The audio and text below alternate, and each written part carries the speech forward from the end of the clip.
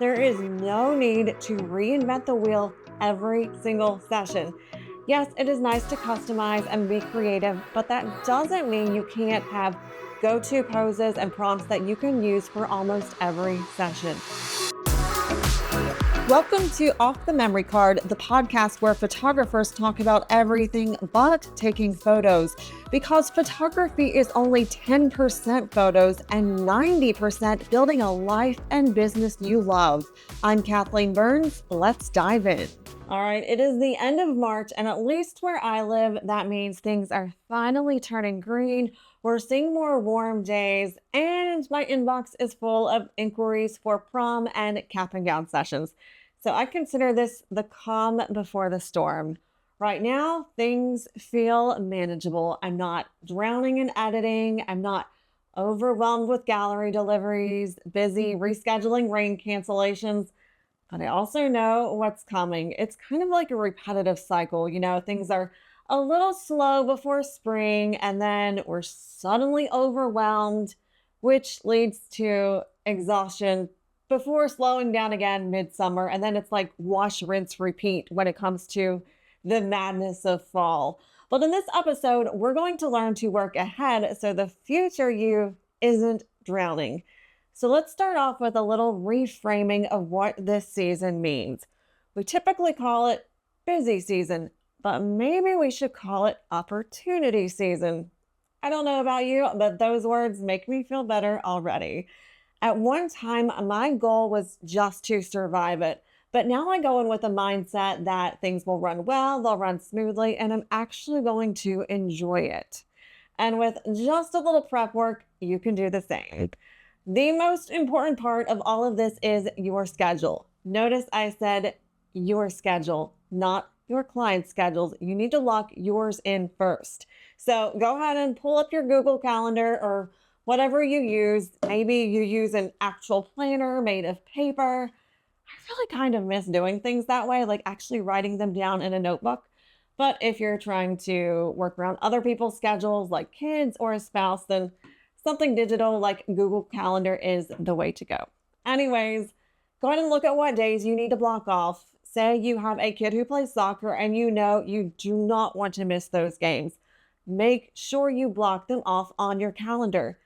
It is amazing, truly, that we get to capture other people's memories, but do not let that keep you from creating your own. Last summer, I had a conversation with an older photographer, someone who's been at it for decades, and he told me that he missed almost all of his son's baseball games when he was growing up because he always worked on Saturdays, and that broke my heart. It made me so sad. If you are running your own business, you are your own boss. You create your own schedule, so take advantage of it. And once you block those days off, then decide what days of the week you want to work or how many sessions per week you can realistically handle. This is not a one size fits all. We all live different lives. But for example, say that number is 10. Any more than 10 sessions a week and you will be overwhelmed. So set your cap for 10 a week and stick to it. I know it can be hard to say no. And if you are that person, I encourage you to go back a few episodes and listen to the one on people pleasing. Another thing you can do is batch your sessions when possible.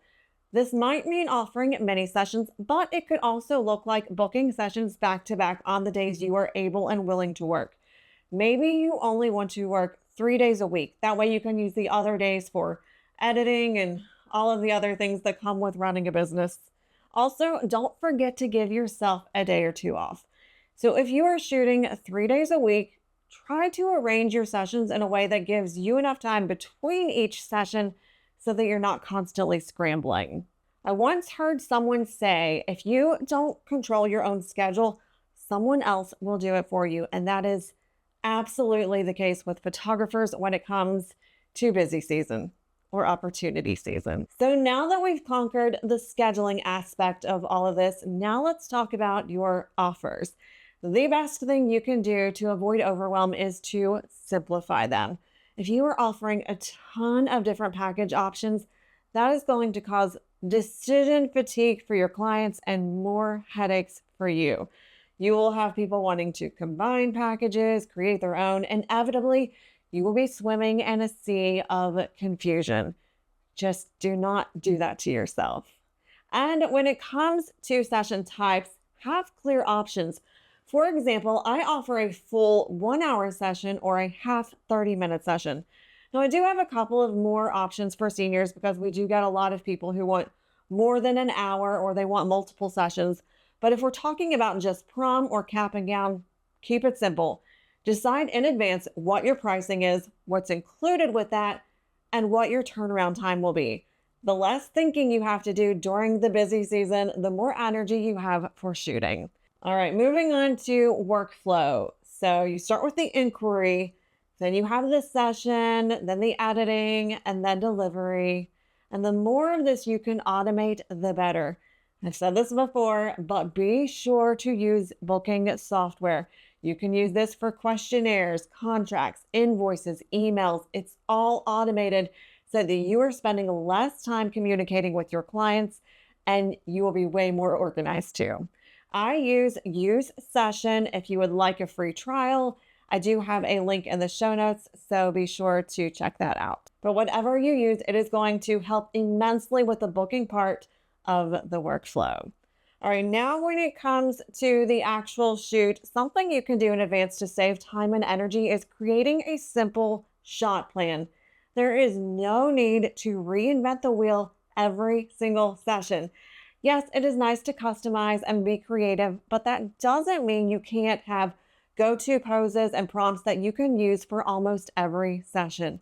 This is especially true for cap and gown. Jeremy and I actually did a YouTube video last spring where we go over our 5 go-to cap and gown poses that we use pretty consistently. I'll add that link in the show notes too if you'd like to check it out. Having that plan in place and ideas that you can use over and over will allow your sessions to go faster and also give you more confidence. All right, if we are honest about where things usually slow down during the process, my guess is probably editing.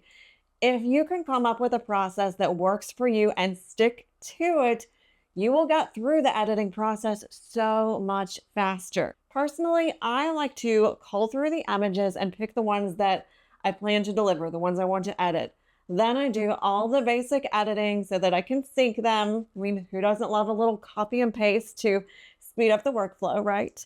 So then I go through and do any customized edits, like if I need to remove people or objects from the background. One other thing I do want to touch on is how to spend less time in your inbox. Nothing will drain you more than answering the same questions over and over.